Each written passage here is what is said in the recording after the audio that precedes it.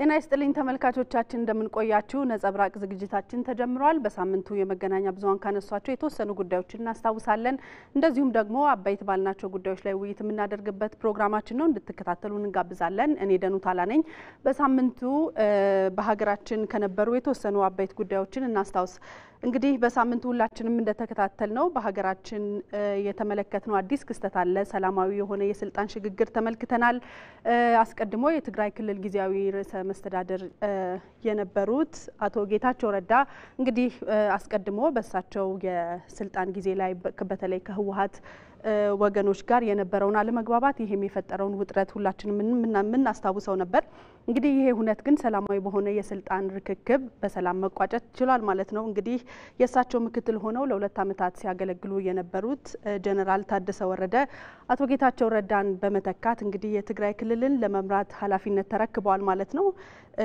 በተለይ ደግሞ ከፕሪቶሪያው የሰላም ስምምነት ጋር ተያይዞ እንግዲህ ይሄኛው አንደኛው ከሰላም ስምምነቱ ጋር አብሮ የሚሄድ ሁነት በመሆኑ ዓለም አቀፍ ማህበረሰቦች እንደዚሁም የሀገራችን ከፍተኛ የሥራ ኃላፊዎች በተገኙበት የስልጣን ርክክቡ ተካሂዷል ማለት ነው በዚሁ ጊዜ ግን ጠቅላይ ሚኒስትር ዶክተር አብይ አህመድ በተለይ በትግራይ ክልል ካለው ወቅታዊ ሁኔታ አንፃር ያነሷቸው መሰረታዊ የሚባሉ ሀሳቦች አሉ እንግዲህ አሁን ስልጣኑን የተረከቡት ጀነራሉ ሊያስፈጽሟቸው ይገባል ያሏቸውን መሰረታዊ ሀሳቦች አንስተዋል በትግራይ ውስጥ ታጣቂዎች ትጥቅ መፍታት አለባቸው ተፈናቃዮች መመለስ አለባቸው ትግራይ ወደ ሰላም መመለስ አለባት እንደዚሁም ደግሞ በሌሎች የኢትዮጵያ ክልሎች እንደምታስታውሱት ከሰሞኑንም የአማራ ክልል በአገራዊ ምክክር ኮሚሽን አጀንዳ ማሰባሰብ ሂደት ውስጥ ነው ያለውና ትግራይ ክልልም በዚህ ሂደት ውስጥ ሊያልፍ ይገባል ህዝቡ በዚህ ምክክር ኮሚሽን ውስጥ የመሳተፍ እድሉ ሊረጋገጥ ይገባል በተለይ ደግሞ ህጋዊ ምርጫ በትግራይ ሊተገበር ይገባል ሲሉ አጥንኦት ሰጥተው ተናግረዋል እንግዲህ ይህንን ኃላፊነትም ደግሞ ወደ ተግባር ለማስገባት የሚያስችል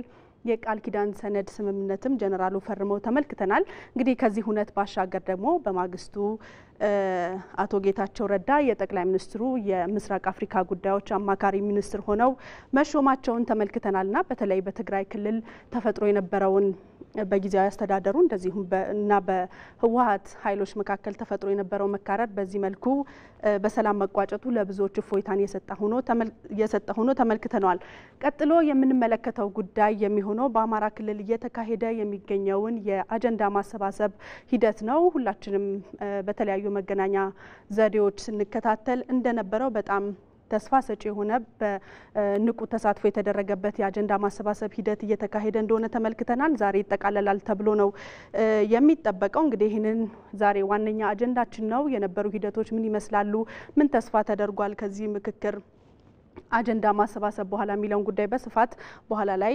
ከባልደረቦች ጋር ተመልሰን እናነሳዋለን ቀጥሎ የምንመለከተው ጉዳይ በኦሮሚያ ክልል እንግዲህ ሜካናይዜሽንን ለማበረታታት የሚያስችሉ ወደ 1402 የሚሆኑ ትራክተሮች ለተለያዩ አርሶ አደሮች ዩኒየን ማህበራት እንደዚሁም በክልሉ ላሉ አርሶ አደሮች ተላልፎ የተሰጠበት ሳምንት ነበረ እንግዲህ በኢትዮጵያ በተለይ በግብርናው ዘርፍ ባለው የሪፎርም ስራ ዋነኛው የሜካናይዜሽን ዘርፉ እንደሆነ እናውቃለን እና በሜካናይዜሽን ያሉ የእርሻ ስራዎችን ዘመናዊ በማድረግ የሚገኘው ምርት ለማሳደግ መንግስት የጀመረውን አቅጣጫ አጠናክሮ ለማስቀጠል የሚያስችል ሁነት እንደሆነ ተመልክተናል እንግዲህ የትራክተሮቹን ርክክብ እነዚህ ትራክተሮች በሀገር ውስጥ በሻሸመኔ በኬንያ የግብርና ማምረቻ መሳሪያዎች ማምረቻ ፋብሪካ ውስጥ የተገጣጠሙ የተመረቱ ትራክተሮች ናቸው እንግዲህ የክልሉ ርዕሰ መስተዳድር አቶ ሽመልስን ጨምሮ ሌሎች የክልሉ የሥራ ኃላፊዎች በተገኙበት ማስረከብ ተችሏል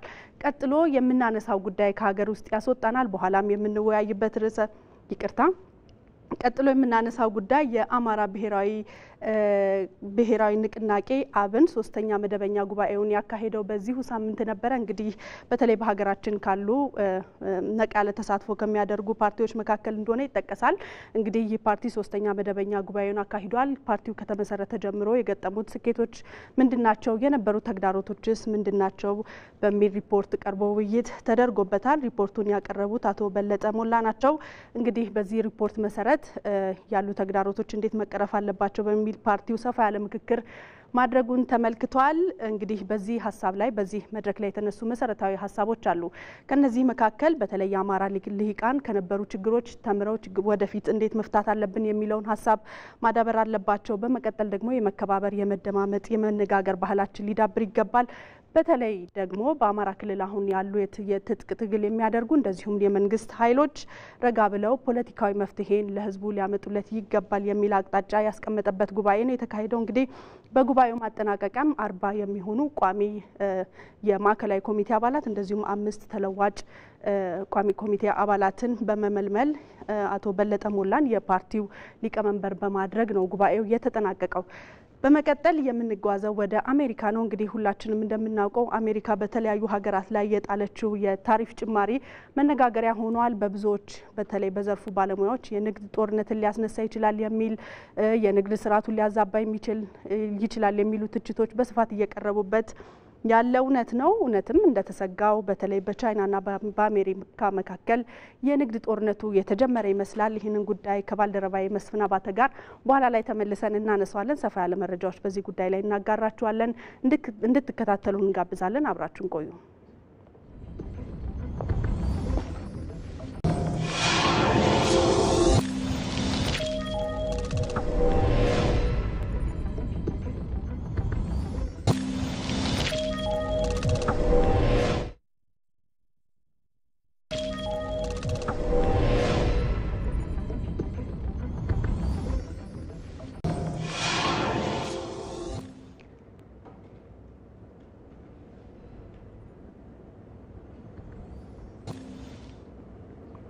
ተመልካቾቻችን ከኛ ጋር ስላላችሁ እናመሰግናለን። ዛሬ የምንወያይበት ዋነኛው አጀንዳችን በአማራ ክልል እየተካሄደ የሚገኘው የአጀንዳ ማሰባሰብ ስራ ነው። ይሄንን በተመለከተም ባልደረባዬ ራሄል ፍሬው ከባህር ዳር ስቱዲዮ በቀጥታ ከኛ ጋር ነው የምትገኘው። በተለይ በሳምንቱ የነበረውን የስራ ሂደቶች እሷ ታስቃኘናለች። እንደዚሁም ባልደረባዬ መስፍን አባተ እዚህ ስቱዲዮ ከኔ ጋር ይገኛል። ከነሱ ጋር ያለውን የነበረውን በሳምንቱ የምክክር ሂደት ወይንም የአጀንዳ ማሰባሰብ ሂደት ምን ይመስላል የሚለውን ሰፋ አድርገን እያነሳን እንቆያለን።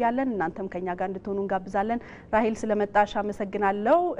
ከሷ ልጀምር፣ ምክንያቱም በቅርበት ጉዳዩን ስትከታተይ ነበርና እንደው የአጀንዳ ማሰባሰብ ሂደቱ ያለበት ሁኔታ ምን ይመስላል? እሺ፣ በኋላ ላይ ተመልሰን ወደ ራሄል እንመለሳለን። መስፍን ወደ አንተ ልምጣና እንግዲህ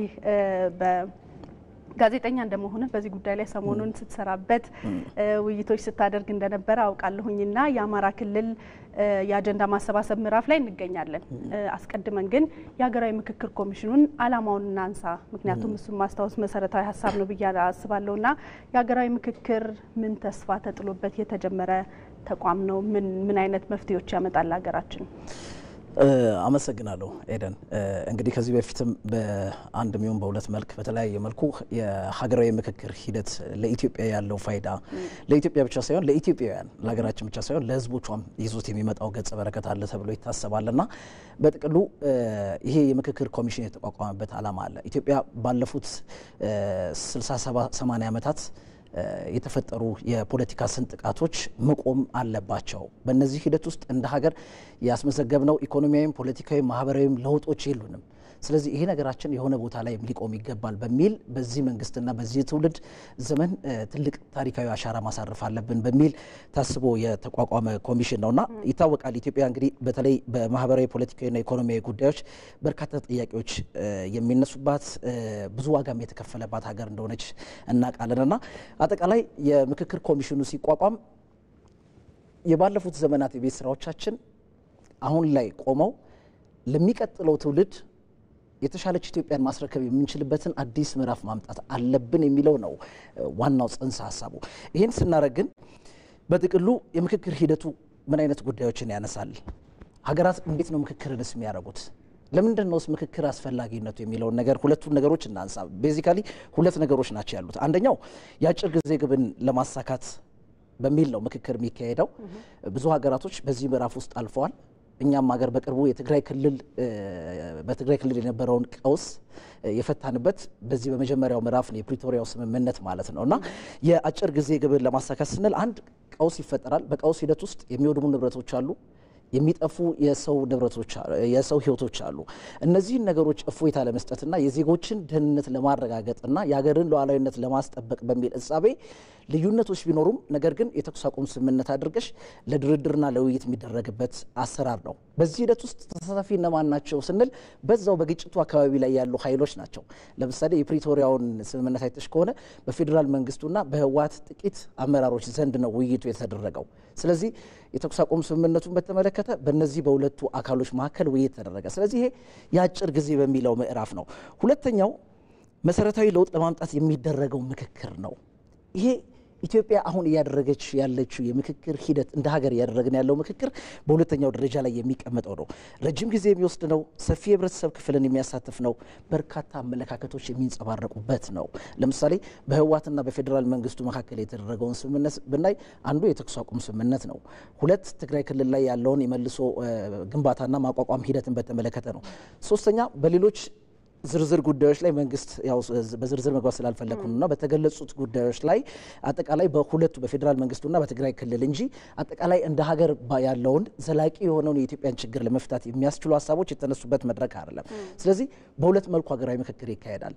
ኢትዮጵያ አሁን የጀመረችው ይሄ መሰረታዊ ለውጥ ለማምጣት የሚደረገው ምክክር አንዱ የተለያዩ አጀንዳዎች ይነሳሉ። በማህበራዊ ዘርፍ የምናነሳቸው ጥያቄዎች አሉ። የወሰንና የማንነት ጥያቄዎች አሉ። የፖለቲካ ጥያቄዎች አሉ። ሌሎች በጣም የምናነሳቸው ውስብስብ ችግሮች ከባለፉት ጊዜያቶች ስርዓቶች የተገለባበጡ የመጡ ችግሮች አሉ። ያው ሰዓት ስለማይበቃ ነው ዋና ዋና ነገሮችን እያነሳው ነው። ስለዚህ እነዚህን ችግሮቻችንን በጠረጴዛ ዙሪያ ቁጭ ብለን ለመወያየት ያስችል ዘንድ ኮሚሽኑ ተዋቀረ። ኮሚሽኑ ከተዋቀረ በኋላ ምንድን ያደረገው ወደ ተለያዩ ክልሎች ወደ ተለያዩ ከተማ አስተዳደሮች በመሄድ የልየታ ስራ ሰርቷል። የአጀንዳ ማሰባሰብ ስራዎች ሰርቷል። እነዚህ አጀንዳዎች ምንድናቸው? ለህዝብ በኋላም ይፋ ይደረጋሉ። አሁን ውይይት ተደርጎባቸው በመረጃ ደረጃ ተሰንዶ የተቀመጡ ጉዳዮች አሉ። አሁን አማራ ክልል ላይ የተጀመረው ነገር አለ። በኋላ ላይ በስፋት ባልደረባዬ ራሄል የምታነሳው ነው የሚሆነው። በቀጣይ ደግሞ ትግራይ ክልል ላይ የሚካሄዱ ጉዳዮች ይኖራሉ ተብሎ ነው የሚታሰበው። ለዚህም ነው ምክክር ኮሚሽኑ ሲቋቋም በህዝብ ተወካዮች ምክር ቤት ኃላፊነት ሲሰጠው ለ3 ዓመታት ውስጥ ስራውን ያጠናቅቃል ተብሎ ነበር ታስቦ የነበረው። ነገር ግን በተለያዩ የውስጣዊና የውጫዊ ችግሮች ምክንያት ይሄ ምክክር ኮሚሽን በተፈለገው ልክ ስራውን ማጠናቀቅ ባለመቻሉ የ1 ዓመት ተጨማሪ ጊዜ ተሰጥቶታል።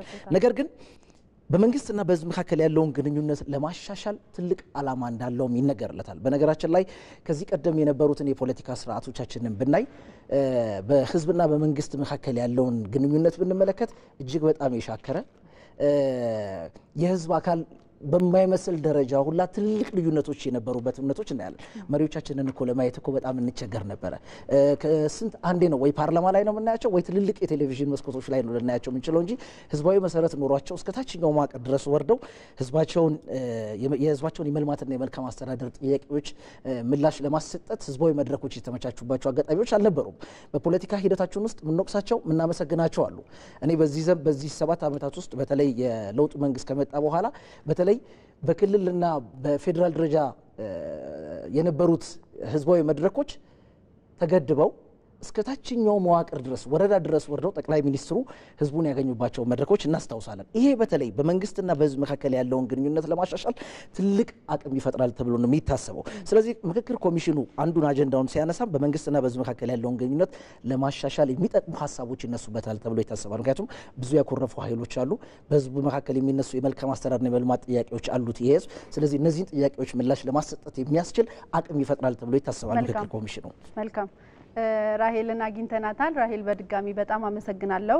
እንግዲህ አስቀድሞ እንዳነሳ ነው በአማራ ክልል ከሌሎች ክልሎች ዘግየት ያለበት የራሱ ምክንያት አለው። በክልሉ በነበረው አለመረጋጋት ምክንያት ምክክር ኮሚሽኑ ስራውን በታቀደው ጊዜ ማከናወን አልቻለም። ይሁንና ግን አሁን ደግሞ ለሰላም አይረፍድምና ወደ ሀገራዊ ምክክር ኮሚሽኑም የአማራ ክልል መምጣት ችሏል። የነበረው ተሳትፎ ምን ይመስላል? እንደ ጋዜጠኛ እንዴት አየሽው አንቺ? አመሰግናለሁኝ። እንግዲህ በአማራ ክልል የሀገራዊ ምክክር እንደ ሌሎቹ 10 ክልሎችና 2 ከተማ አስተዳደሮች እንደተካሄደው ሁሉ በክልሉም የክልሉ ህዝብ በሀገራዊ ምክክር ውስጥ ሙሉ ተሳታፊ እንዲሆን፣ ጥያቄዎቹ እንዲነሱ፣ ምላሽም እንዲያገኝ እንዲሁም ደግሞ ኢትዮጵያን በማስቀጠል ሀገርን በማጽናት ሂደት ውስጥ የየትኛውም ህዝብ ጥያቄ ያልተነሳበት የትኛውንም ህዝብ ያላሳተፈ የትኛውም ምክክር ሊሳካ ወይም ደግሞ ለታለመለት ግብ ውጤታማ ሊሆን አይችልምና ይሄ አማራ ክልልም በብዙ ተግዳሮቶች ውስጥ ሆኖ ይህንን ምክክር መካሄድ የቻለበት ሆኗል ማለት ነው። በተለይ ቅድም ስታነሽ እንደነበረው ኤደን ይህንን ምክክር ለማድረግ በተለይ አጀንዳ ማሰባሰብ ምዕራፉ ትልቁ የምክክሩ ማዕዘን ማለት ነው። እዚህ ምዕራፍ ላይ ለመድረስ በርከት ያሉ መንገዶች አሉት። የሀገራዊ ምክክር ኮሚሽን እንደሚታወቀው ሲዋቀር በተለይ አዲስ ልምምድ እንደመሆኑ መጠን የአሰልጣኞች ስልጠና ከዛ ደግሞ የተሳታፊዎች ልየታ እነዚህንን የሚለዩ ደግሞ የማህበረሰብ ክፍሎች መረጣና ስልጠና በምን መመዘኛ እንዴት ይመጣሉ የሚለው ሁሉ ታስቦበት በጣም በጥንቃቄ የተሰራ ጉዳይ ነው። ይህንን ለማካሄድ እንግዲህ ቀበሌዎች ላይ ወረዳዎች ላይ ነው እነዚህ ስራዎች የሚሰሩት። ከዚህ ቀደም ተመስገንም ሲያነሳ እንደነበረው መንግስት ማህበረሰቡን በመሰብሰብ የሰላም መድረኮችን ሌሎችም የልማት የመልካም አስተዳደር የፖለቲካ መድረኮችን ሲያካሂድ ቆይቷል። ይህ ሀገራዊ ምክክር ግን በጣም ብዙዎች ሲጠይቁት የነበረ በተለይ የፖለቲካ ኢሊቱ ቁጭ ብለን የዋና ማዕዘኖቻችንን አስቀምጠን ልንወያይ ይገባል የሚሉ ጥያቄዎች ይነሱበት የነበረ ስለነበር ትልቅ አንድ እርምጃ ብለን በዚህ በለውጥ ጊዜ ትልቅ እርምጃ ብለን ከምንወስዳቸው ጉዳዮች አንዱ ነው።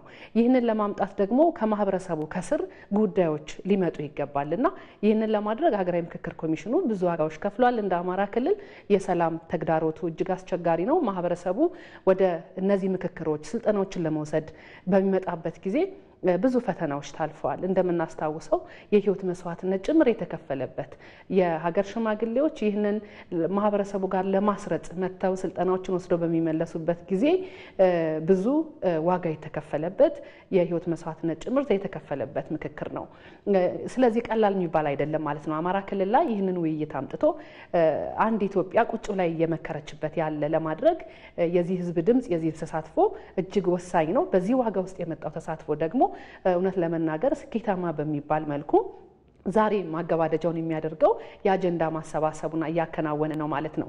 በዚህ አጀንዳ ማሰባሰብ ምዕራፍ እንግዲህ መጋቢት 27 ነው የጀመረው። በጣም በታላቅ ድምቀት እንግዲህ ከመላው ወረዳ 263 ወረዳዎች ናቸው ማህበረሰቦች ተወክለው የመጡት። እንግዲህ የሀገራዊ ምክክር ኮሚሽን እንደ ሀገር ይህንን አንድ ውጤት ላይ ለመድረስ ከተከፈሉ ዋጋዎች አንዱ ይህንን ማህበረሰብ የተመረጠውን ማህበረሰቡ ይወክለኛል ቢሄድ ጥያቄን ያነሳል ድምጼን ያሰማል ብሎ የሀገራዊ ምክክር ኮሚሽኑ የጣለበትን ኃላፊነት ይወጣ ዘንድ በጥንቃቄ ስራዎችን እንዲሰራ ድጋፍ ያደረገው ልንወያይ ይገባል ያለ ማህበረሰብ ነው። እንደዚህ ለማምጣት እንግዲህ በመኪናም በአውሮፕላንም ብዙ ዋጋዎች ከፍለው ማህበረሰቡ እቺ ሀገር ምትጸና ከሆነ ምትሻገር ከሆነ እኔ ዋጋ ከፍላለሁ በሚል ትልቅ ርቀት ነው እዚህ የተገኙት። ባህር ዳር ከ4500 በላይ የማህበረሰብ ክፍሎች ተገኝተዋል። ወጣቶች፣ ሴቶች፣ የሃይማኖት አባቶች፣ በየአካባቢው ያሉ የሀገር ሽማግሌዎች በተለይ ደግሞ ግጭት በመፍታት ሰላም በማስፈን የሚታወቁ በአንዳንድ አካባቢዎች የደም አድርቅ የሚባል አደረጃጀት አለ። የደም መመላለስን ያስቆሙ ከበቀል ይልቅ ሰላምን፣ አንድነትን፣ መካካስን በማህበረሰብ ውስጥ ያሰረጹ የሀገር ሽማግሌዎች፣ የሀገር ተወካዮች በዚህ ደረጃ የአካባቢ ተወካዮች በዚህ ደረጃ ተወክለው መጥተው እዚህ ከፍተኛ የሆነ ውይይት አድርገው የማህበረሰቦቻቸውን አጀንዳ ላይ ተወያይተው እነዛንም ለይተው አስረክበው ሄደዋል ማለት ነው። የመጀመሪያው ምዕራፍ የአጀንዳ መሰባሰቡ የማህበረሰቡ ውክልና ነው የነበረው። እንግዲህ ኤዱ እንዳነሳሽው በጣም ዋናው ነገር ሀሳብን በነፃነት መግለጽ እዚህ ቦታ መምጣት ብቻ ሳይሆን ተሳትፎውን ማሳደግ ስለነበረ ይደረጉ የነበሩ ውይይቶች ምንም አይነት አጀንዳ ወደ ጠረጴዛ የማይመጣ እንዳይሆን ያደረጉ ነበሩ። በአማራ ክልል ትልቁ ጉዳይ አሁን ሰላም ይሁን እንጂ ለዚህ ሰላም መናጋት ደግሞ በርከት ያሉ ምክንያቶች አሉ። የህዝብ ጥያቄዎች በጊዜ ያለመመለስ፣ የመልካም አስተዳደር ጥያቄዎች መከማቸት፣ እኩል የመልማት ጥያቄዎች፣ የፍትሃዊ አገልግሎት ጥያቄዎች፣ እጅግ ሰፊ ፖለቲካዊ፣ ኢኮኖሚያዊ፣ ማህበራዊ የሆኑ ጥያቄዎች ሁሉ ከስር ተከማችተው የነበሩበት ክልል ነው።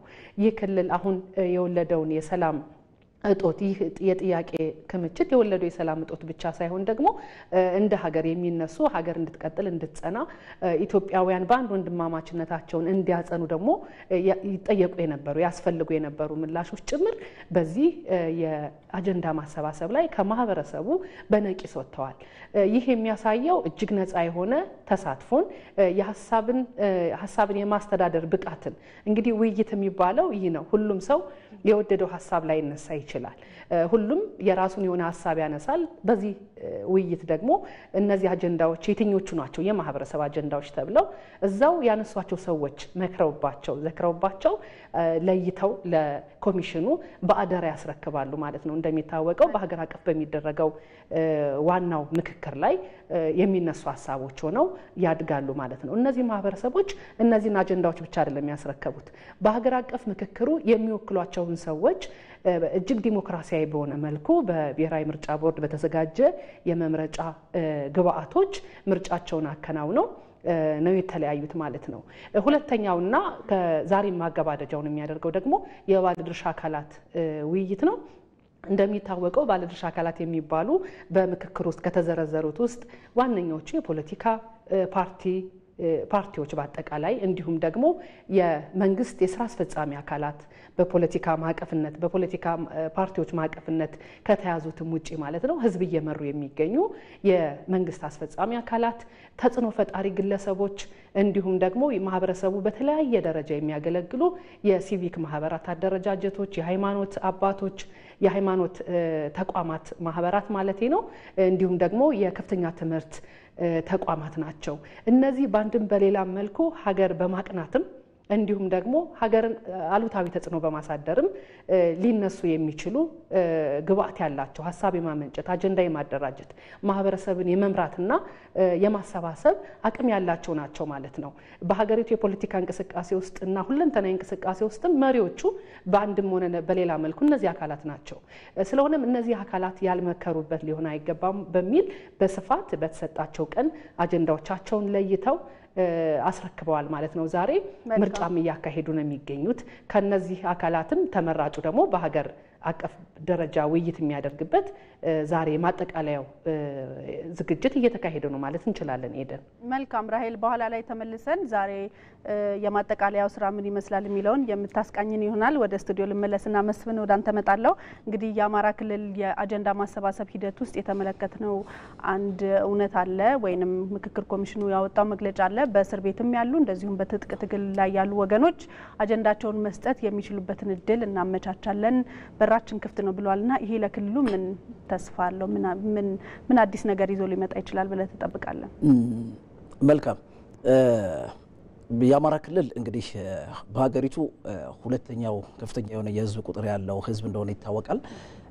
ያ ብቻ አይደለም። በኢትዮጵያ ሀገረ መንግስት ግንባታ ሂደት ውስጥ ትልቅ አስተዋጽኦ ካላቸው ሌሎች ወንድም ህዝቦች እኩል የራሱን አሻራና አስተዋጽኦ ያበረከተ ህዝብ እንደሆነ ይታወቃል እና በዚህ ሂደት ውስጥ በተለይ ባለፉት 2 ዓመታት አካባቢ በከፍተኛ ቀውስ ውስጥ ነው የሚገኘው። ጦርነት፣ የእርስ በርስ ግጭት ወይም የታጣቂዎች እና በመንግስት መካከል በሚደረጉ ጦርነቶች አማካኝነት ከፍተኛ የሆነ ማህበራዊ፣ ኢኮኖሚያዊ ቀውስ ውስጥ የሚገኝ ነው። ብዙ ተማሪዎች ወደ ትምህርት ገበታ መሄድ ያልቻሉበት አጋጣሚ ተፈጥሯል። እጅግ በጣም አምራች የሚባል ምርታማ የሆነ ክልል እንደሆነ ይታወቃል። በዚህ ሂደት ውስጥ ደግሞ በጦርነቱ ምክንያት አርሶ አደሩ በበቂ ሁኔታ ማምረት የሚጠበቅበትን ምርታማነት ሳያረጋግጥ ነው የቀረውና በጣም በሚገርምሽ ሁኔታ በዚህ በጦርነቱ ምክንያት ከዚህ ቀደም በተለያዩ አጋጣሚዎች ምርታማነቱን እናሳድጉ የነበረ አርሶ አደሩላ አሁን ለሴፍትኔት ተጋላጭ የሆነባቸው አጋጣሚዎች እንደተፈጠረም ጭምር እየሰማን ነው የምንገኘው። ምክንያቱም ጾም ያደሩ መሬቶች በመኖራቸው ምክንያት አርሶ አደሩ ሰላም ይቀድማል። ከሰላም እጦቱ ጋር በተያያዘ ማምረት የሚጠበቅበትን መሬት ባለማረሱ ምክንያት ለችግር የተጋለጠባቸው አጋጣሚዎች እንዳሉ ይታወሳል። በአንጻራዊነት በዚህ ዓመት የተሻሉ ስራዎች ከባለፉት ጊዜያቶች ጋር በምርታማነት ሂደቱ ላይ አርሶ አደሩ በአብዛኛው የተሻለ ምርት ማግኘት የቻለባቸው አጋጣሚዎች እንደተፈጠሩ ነው የሚገለጸው። ከዛ ባሻገር ግን በማህበራዊ አገልግሎት ሂደቱ ላይ የጤና ተቋማቶች ላይ ብትሄጂ፣ የትምህርት ተቋማቶች ላይ ብትሄጂ፣ እንደዚሁም የትራንስፖርት ዘርፉ የንግድ ስርዓቱ ላይ በተለያየ መልኩ ለችግር የተጋለጠባቸው አካባቢዎች ነበሩ። በነገራችን ላይ አምርቶ እንኳን ምርቱን ለገበያ እንኳን ማቅረብ ያልቻለበት አጋጣሚ ተፈጥሯል። እንደ ከዚህ ቀደሙ ወፍጮ ቤት ሄዱ እንኳን ማስፈጨት ሳይችል በድንጋይ ወፍጮ ሁላ እየፈጨ የዕለት እንጀራውን መመገብ የቻለባቸው አጋጣሚዎች እንደነበሩ በተወሰነ መልኩ ነዋሪዎች ሲናገሩ የሰማንባቸው አጋጣሚዎች አሉና በአጠቃላይ ይሄ የምክክር ሂደት እንደ ሀገር ብቻ ሳይሆን አሁን አማራ ክልል ላይ ባለው ሂደት ውስጥ መጀመሩ ከዚህ ባሻገር ደግሞ የህብረተሰቡ ውክልና ያላቸው ሰዎች መመረጣቸውና አማራ ክልል ላይ የሚነሱ በርካታ ጥያቄዎች አሉ። በነገራችን ላይ ከወሰን ጋር የሚነሱ ጥያቄዎች አሉ፣ ከማንነት ጋር የሚነሱ ጥያቄዎች አሉ። በነገራችን ላይ እጅግ በጣም የበርካታ ብሔር ብሔረሰቦች መገኛ ነው።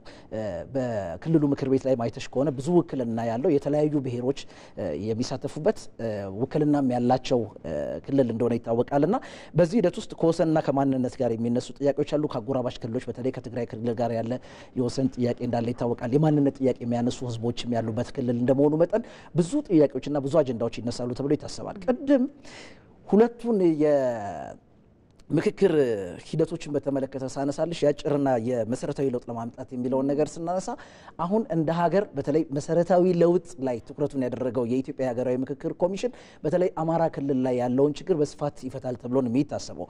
ለዘመናት የቆዩ ባለፉት 30 ዓመታት በተሰሩ ስራዎች የሚነሱ ብዙ ጥያቄዎች አሉ። እነዚህ ጥያቄዎች በነገራችን ላይ ይሄ መሰረታዊ ለውጥ ማምጣት የሚደረግ የምክክር ሂደት ከሌሎቹ የሚለየው ከድርድር ምናምን ከምንላቸው ነገሮች የሚለየው ምንድነው? አንዳንድ ጊዜ እያንዳንዱን ነገር የራስሽን ጥያቄ መብት ለማስጠበቅ ብቻ የምትሄጅበት ሳይሆን በልዩነት ውስጥም ሆኖ ነገር ግን ኢትዮጵያን ማስቀጠልና ማሻገር በሚችሉ ሀሳቦች ላይ ትኩረቱን የሚያደርግ የምክክር ሂደት ነው። ስለዚህ የተለያዩ ውሳኔዎች ይኖራሉ ተብሎ ይታሰባል። በሂደት በተደጋጋሚም ሲገለጹ የነበሩ ነገሮችን እናስታውሳለን። እንደ ሀገር ባይዘወይ ብዙ ጥያቄዎች ናቸው የሚነሱት። የህገ መንግስት ጥያቄ አለ፣ የህገ መንግስት ማሻሻያ ጥያቄዎች አሉ። እስካሁን ድረስ ህገ መንግስቱ መሻሻል ማለት መለኮታዊ ነው፣ ምንም ችግር የለበትም ብለው የሚያነሱ ህዝቦች ያሉበት ሀገር ነው። ከዛ ባሻገር ህገ መንግስቱ መቀየር አለበት የሚል አለ። አይ መቀየርም መኖርም ሳይሆን መሻሻል አንዳንድ ማስተካከያዎች ሊደረጉበት ይገባል የሚሉ ሀሳቦች የሚነሱበት ነው። የሰንደቅ ዓላማ ጥያቄ የሚያነሱ ህዝቦች አሉ። ቅድም የገለጽኩልሽ የማንነትና የወሰን ጥያቄዎች አሉ። እነዚህ ነገሮች እንደ ሀገር ስናያቸው ትልልቅ ኢሹዎች ናቸው። ነገር ግን ከቁዘማ ይልቅ ወደ ጠረጴዛ አምጥተናቸው ይህንን አጀንዳ የሚያነሱ ህዝቦች ጥያቄዎቻቸውን በጠረጴዛ ዙሪያ ቁጭ ብለው ምክክር ተደርጎባቸው ሊቃኑም ምሁራኑም ዳያስፖራው ማህበረሰብም ተሰባስቦ ቁጭ ብሎ ችግሮቹን በመፍታት ያን ያህል ትልቅ ቢግ ዲል ሊሆኑ የማይችሉ ኢሹዎቻችንን በመፍታት የነገዋን ትልቋን ኢትዮጵያ መገንባት የምንችልበት እድል መፈጠር አለበት ብዬ አስባለሁ። ስለዚህ አማራ ክልል ላይ አሁንም የትጥቅ ትግሉ አለ። በአንዳንድ አካባቢዎች ላይ እየሰማናቸው እያየናቸው ያሉ ጉዳዮች አሉ። ስቲል የሰው ህይወት እየሞተ ነው፣ የሰው ህይወት እየጠፋ ነው፣ ስቲል ንብረት እየወደመ ነው ያለው፣ ስቲል ማህበራዊ አገልግሎቶች እየተስተጓጎሉ ነው የሚገኙት። ወላድ እናት ወደ ጤና ተቋም ሄዳ መውለድ ያልቻለችባቸው ሁነቶች ሁላ ተፈጥረዋል። ላብነት እነዚህን አነሳን እንጂ በጣም በርካታ ችግር ውስጥ የሚገኝ ህዝብ ነው የአማራ ህዝብ። ስለዚህ ይሄን ህዝብ በብቸኝነት ከዚህ ችግር ለማውጣት አሁንም የታጠቁ ኃይሎችና በመንግስት መካከል ቁጭ ብሎ የመደራደር ባህሉ ሊጎለብት ይገባል ብዬ አስባለሁ። በተደጋጋሚ ጥሪም እየተደረገ ነው የሚገኘው። እንደውም የምክክር ኮሚሽኑ ብቻ አይደለም፣ በቅርቡ መንግስት በሀገር ውስጥ ብቻ አይደለም በፈለጉት የዓለማችን ክፍል ድርድር ለማድረግ በራችን ክፍት ነው የሚል ሀሳብ ተነስቷል። ስለዚህ የታጠቁ ኃይሎችም እንዲህ አይነት ምቹ ሁኔታዎች ከተፈጠረላቸው ሌላ ዓላማ አላቸው ብዬ አላስብም።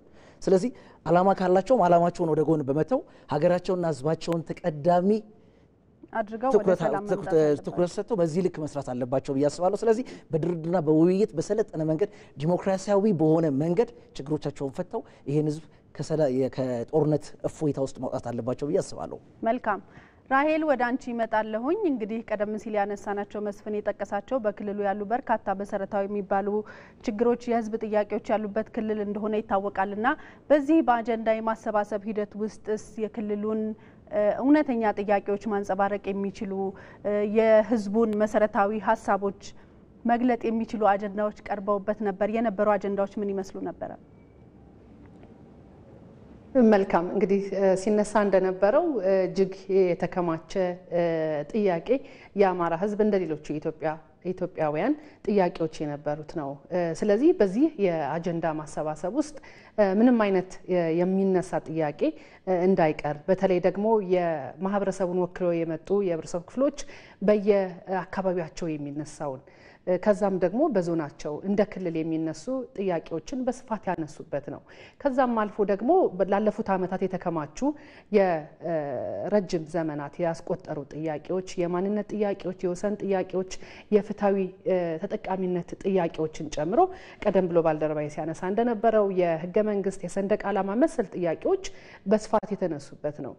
ይህም ብቻ አይደለም እንግዲህ እንደየ አደረጃጀት ደግሞ ያሉ አደረጃጀቶች ለምሳሌ የሙያ ማህበራት እና ሌሎችም የሃይማኖት ተቋማት የከፍተኛ ትምህርት ተቋማትም እንዲሁ እንደየመጡበት የአካባቢ የሚነሱ ጥያቄዎችን በስፋት ያነሱበት ነው። እነዚህ የተነሱ ጥያቄዎች የተሰባሰቡ አጀንዳዎች ደግሞ በፍጹም ሀቀኝነትና እውነተኝነት ለሀገራዊ ምክክሩ እንደሚቀርቡ በሀገራዊ ምክክር ኮሚሽኑ ላይ ያላቸውን እምነት ጭምር ያነጋገርናቸው ተወካዮች ነግረውናል።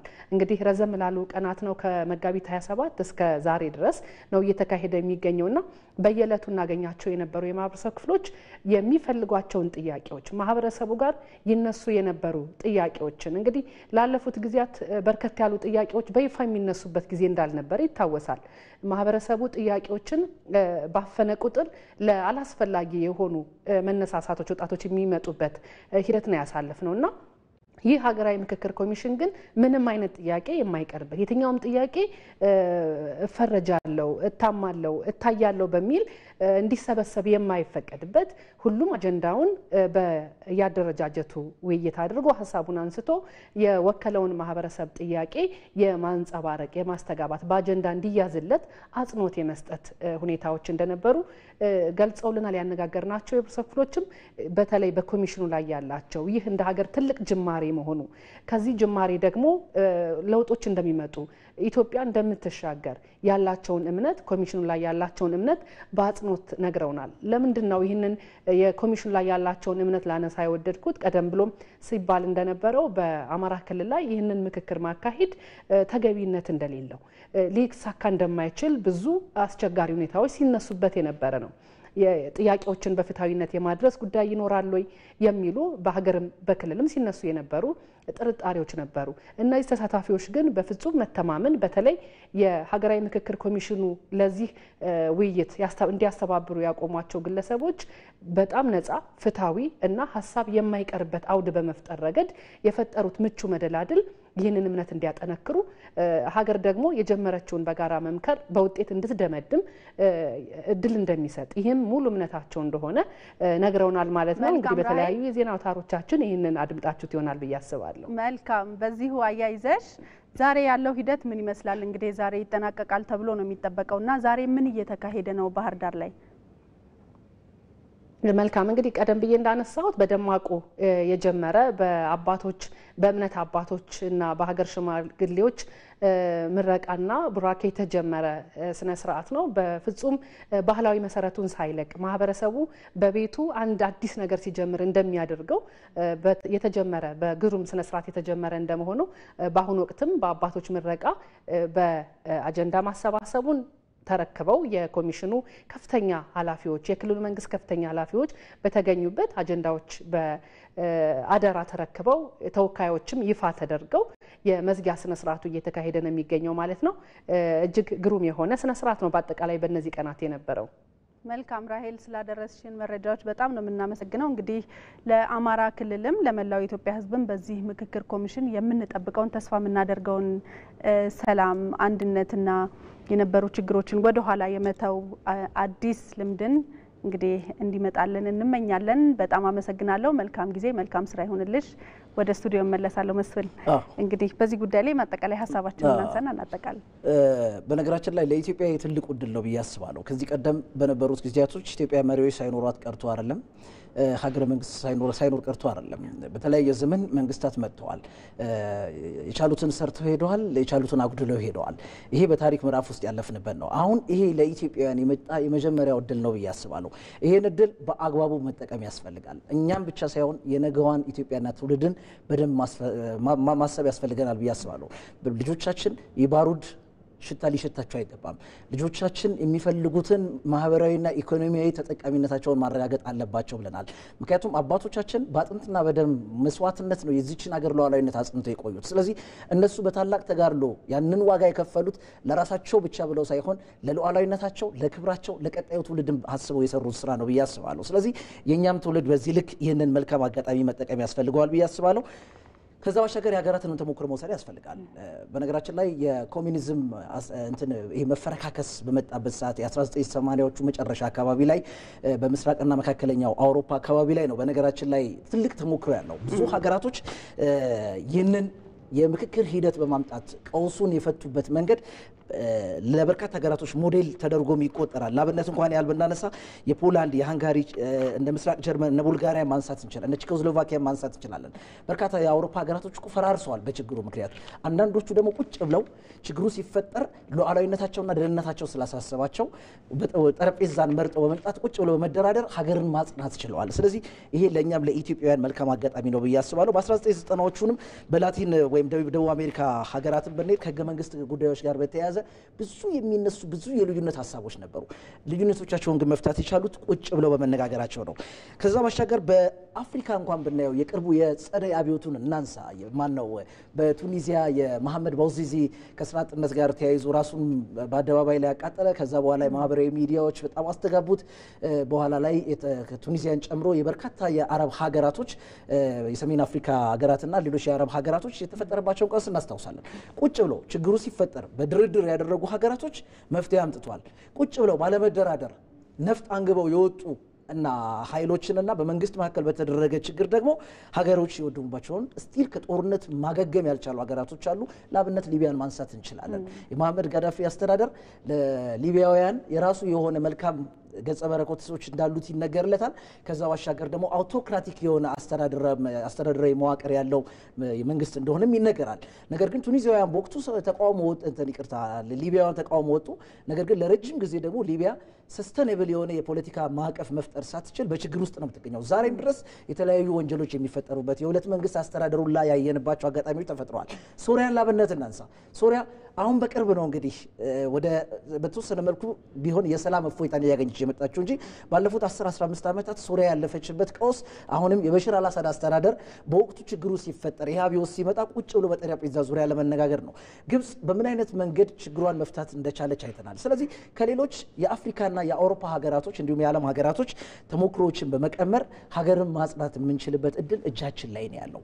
ስለዚህ አሁንም በዚህ ሂደት ውስጥ ለህዝብ እንታገላለን፣ ለሀገር እንታገላለን የሚሉ እንደዚሁም ደግሞ ስልጣን ላይ ያለው ገዢው ፓርቲም ህዝብና ሀገርን ወክዬ ነው ምረው እያለ ያለ መንግስትም በተመሳሳይ ቁጭ ብለው በመነጋገር ችግራቸው መፍታት አለባቸው። ልሂቃኑ፣ ፖለቲከኛው፣ ምሁራኑም ባይተዋር መሆን የለበትም። ተርባ መቀነት ፈታ ያስተማረችው እናት የወር ደሞዝ በልቶ የራሱን ህይወት እንዲኖር አይደለም ያስተማረችው። ስለዚህ ሳይማሩ ወገኖቻቸውን ያስተማሩት እናትና አባቶቻችን የነገዋ ኢትዮጵያ የተሻለች ይሆናል ብለው በማሰብ ነው። ስለዚህ ሁሉም ባይተዋር ሳይሆን እውቀቱን፣ ሐሳቡን፣ አቅሙን፣ ጉልበቱን፣ ገንዘቡን ሁሉ ነገር ላይ በመዋል ለሀገራዊ ለውጥና ለሀገራዊ እድገት የበኩሉን ሚና መወጣት አለበት የሚል ሀሳብ ነው ያለኝ። መልካም መስፍን፣ አንተም እንዳነሳው ቀደም ሲል ከባህር ዳር ስቱዲዮአችን ባልደረባችን ራሄል ፍሬውም እንዳነሳቸው በተለይ በአማራ ክልል አሁን ባለው የአጀንዳ ማሰባሰብ ሂደት ውስጥ የሰውን መተማመን በተለይ ተሳታፊዎቹ በምክክር ኮሚሽኑ ጥያቄያቸውን በትክክል እንደሚቀበላቸው ወይንም የአጀንዳ ማሰባሰብ ሂደቱ ላይ እምነት በማሳደር ተሳትፎ ሲያደርጉ እንደነበር አንስተዋልና አሁን አንተ ያልከውን ነገር ተግባራዊ ለማድረግ መሰረታዊ ነገር መተማመን ይመስለኛል። አሁን በብዙ አይነት መንገድ የሀገራችንን ችግር ለመፍታት ሞክረናል። የቡድን ችግሮቻችንም ይሁን የአንድነት ሀገራዊ ጉዳዮቻችንንም ቢሆን እስከ ጦርነት በደረሰ ከባድ የሌላ ሀገር ጦርነት በሚመስል ደረጃ ሁሉ ትልልቅ ጦርነቶችን በማድረግ የሀገር ውስጥ ችግሮችን ለመፍታት ሞክረናል።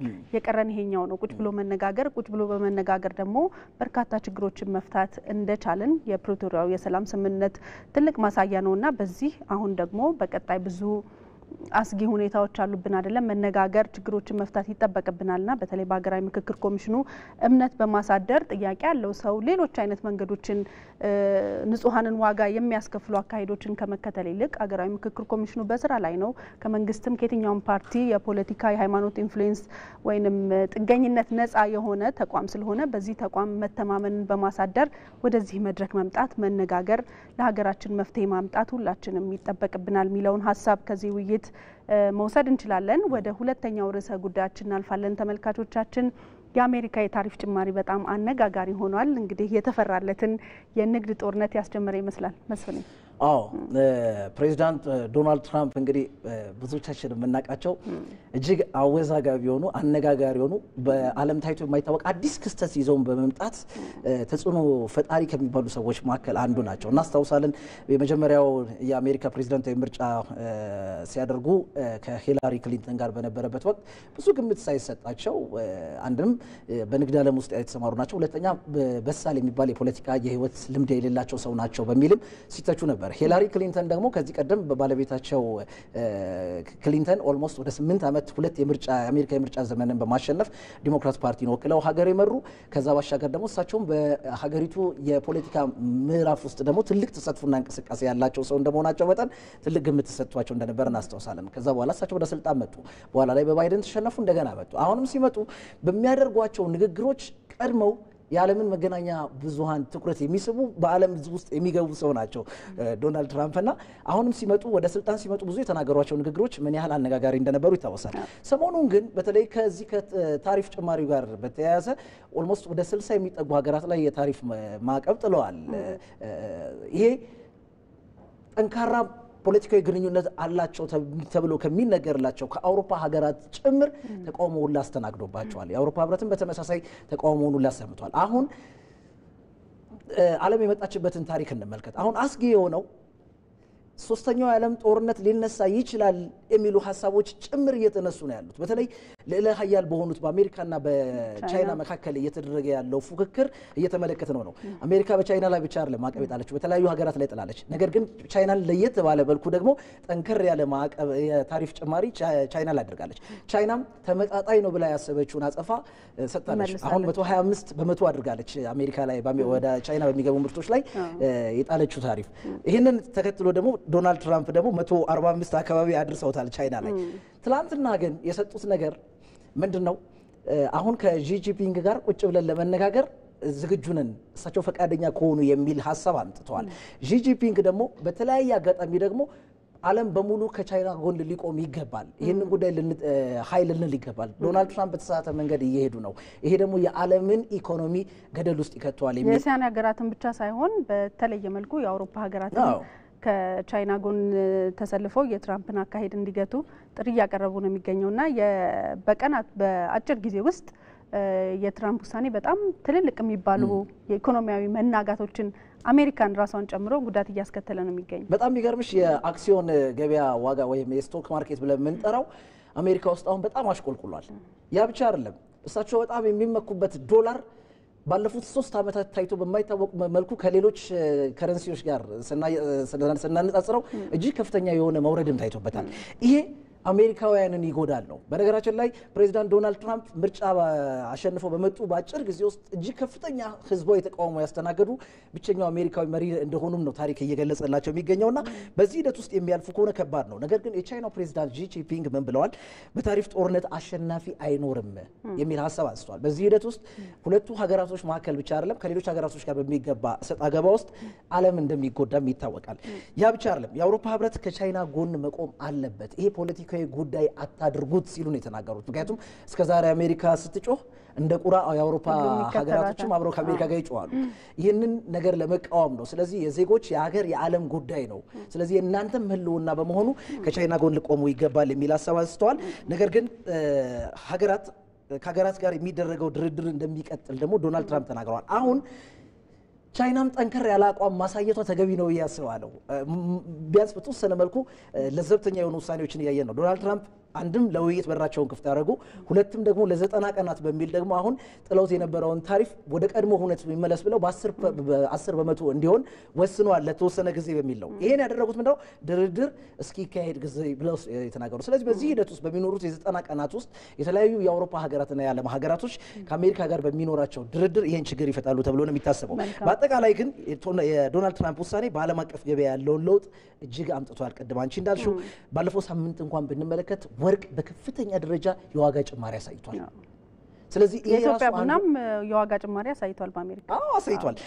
ከዛ ባሻገር በጣም የገረመኝ ትላንት አንድ መረጃ እያየሁ ነበርና ሆንግ ኮንግ ትላንት በነበራት አጠቃላይ የአክሲዮን ገበያዋ ላይ በ8.5 በመቶ የስቶክ ማርኬት ማሽቆልቆሉን መረጃዎች እየተመለከትኩ ነበርና እንዲህ አይነት ሁነቶች መኖራቸው ዞሮ ዞሮ ዓለም አቀፍ ጫና ይፈጥራል። ምክንያቱም ኢትዮጵያ ከቻይና የምታመጣው ከሆንግ ኮንግ የምታመጣው ቃል ከአሜሪካ የምታመጣው ቃል ይኖራታል።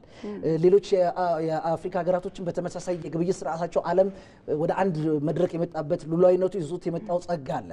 በዚህ ሂደት ውስጥ በተለይ እንዲህ አይነት ትልልቅ አቅም ያላቸው ጃያንት የሆኑ ሀገራቶች የሚያመጡት ተጽዕኖ ለሌሎች ሀገራዎች ዳፋው ይተርፋል። ከዛ ባሻገር ግን በተለይ በአሜሪካና በቻይና መካከል የሚካሄደው ያለውን ውጥረት በተመለከተ በተለይ የፖለቲካ ምሁራኖች ብዙ ሀሳብ እየሰጡበት ነው። አንድም ሁለቱ ሀገራቶች አሁን ያሉበት የፉክክር አለ፣ በኢኮኖሚም በፖለቲካም ያሉበት ውዝግብ አለ። ከዛ ባሻገር ቻይና ከቅርብ ዓመታት ወዲህ ጠንካራ የሆነ የፖለቲካና የኢኮኖሚ አቅም ከፈጠሩ የዓለም ሀገራቶች መካከል ሁለተኛው ሀገር ነች።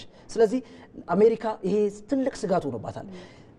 ይሄ የዓለምን የበላይነት የሚገርም ነገር በሁለቱ ሀገራት የሚካሄደውን የኢምፖርትና ኤክስፖርት ሁነት ስትመለከተው አሜሪካ ወደ 440 ቢሊዮን ዶላር የሚጠጋ ኢምፖርት ነው የምታደርገው ከቻይና። ቻይና ደግሞ ወደ 145 ቢሊዮን ብቻ ነው ከአሜሪካ ኢምፖርት የምታደርገውና በዚህ ሂደት ውስጥስ ማን ነው ተጎጂ ሊሆን የሚችለው? አሜሪካ ነች። አሜሪካ ነው ልትጎዳ የምትችለው። ለዚህ ነው አሜሪካ ዳግም ማጤን አለባት የሚለው። ለምንድን ነው ዢ ጂንፒንግ ደረታቸውን ገልብጠው በዚህ ነው ያልክ ምላሽና አጸፋ እየሰጡ ያሉት የሚለውን ነገር ስታነሽ ያለው። ከዛ ባሻገር ግን ከኢኮኖሚ ትግሉ ባሻገር ወደ ፖለቲካዊ ቀውስ ውስጥ ሊያደርጋቸው ይችላል። በዚህ ሂደት ውስጥ ደግሞ ቻይና ከዚህ ቀደም አሜሪካ በነበረችበት ልክ በዝምታ ታልፈዋለች ተብሎም አይታሰብምና የሁለቱ ሀገራት ኢኮኖሚያዊ ቀውስ ፖለቲካዊ ቀውስን ፈጥሮ ወደ ሌሎች ችግሮች እንዳይሄድ ደግሞ የተለያዩ ስጋቶችም እንዳሉ ነው የፖለቲካ ተንታኞች እየገለጹ የሚገኘው። መልካም እንግዲህ ኢኮኖሚያዊ ቀውስ ብቻ ሆኖ ቢቀር መልካም ነው ብዬ አስባለሁ። ተመልካቾቻችን ስለተከታተላችሁ እናመሰግናለን። ሰዓታችን ስላለቀብን ነው። ነጸብራቅ ሳምንት በሌላ ፕሮግራም ወይንም በሌላ ርዕሰ ጉዳይ ተመልሰን እንገናኛለን። እኔ ደኑ ታላነኝ፣ መስፍን አባተ አስቀድሞ ባልደረባችን ራሄል ፍሬው ከባህር ዳር አብራን ነበረች። ስለተከታተላችሁ እናመሰግናለን። መልካም ጊዜ ይሁንላችሁ።